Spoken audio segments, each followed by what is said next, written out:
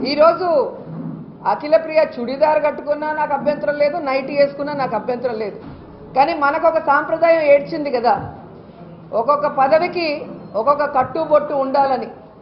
మరి తెలుగుదేశం పార్టీలో ఎన్టీ రామారావు గారు స్థాపించారు కాబట్టి ఆ సంస్కృతి సాంప్రదాయానికి గౌరవించి ఒక చీర కట్టుతో వస్తే గౌరవంగా ఉంటుందని మేము చెప్పాం. ఎందుకంటే నన్నపనేని గారు అలాగే చాలా చక్కగా తెలుగుతనం ఉట్టిపడే విధంగా ఉంటారు.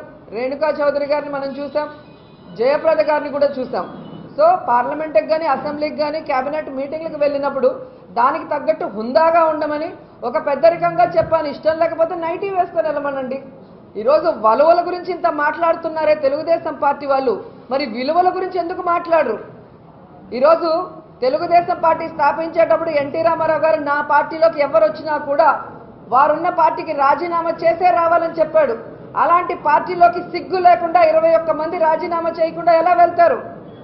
ఈరోజు దాని గురించి ఒక్కడు మాట్లాడు, ఒక మంత్రి మాట్లాడు, ఒక ఎమ్మెల్యే మాట్లాడు.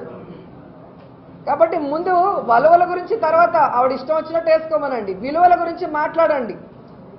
ఈరోజు రాజశేఖర్ రెడ్డి గారి ఫోటోతో గెలిచిన వాళ్ళు ఇదే జలీల్ ఖాన్ నిన్న మాట్లాడతారు.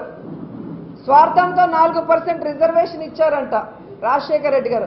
అంటే మైనారిటీలకి మంచి చేయడం కూడా ఆయన తట్టుకోలేకపోతున్నాడు. మరి అలాంటి స్వార్థపరుడి ఫోటోతో గెలిచిన నువ్వు ఆ పార్టీ ఎమ్మెల్యే పదవిని పట్టుకొని ఎందుకు ఊగులాడుతున్నావు? రాజీనామా చేసి అభివృద్ధి చేశాడన్న నమ్మకం ఉంటే చంద్రబాబు నాయుడు ఫోటో పట్టుకుని ఎన్నికలకు వెళ్ళు.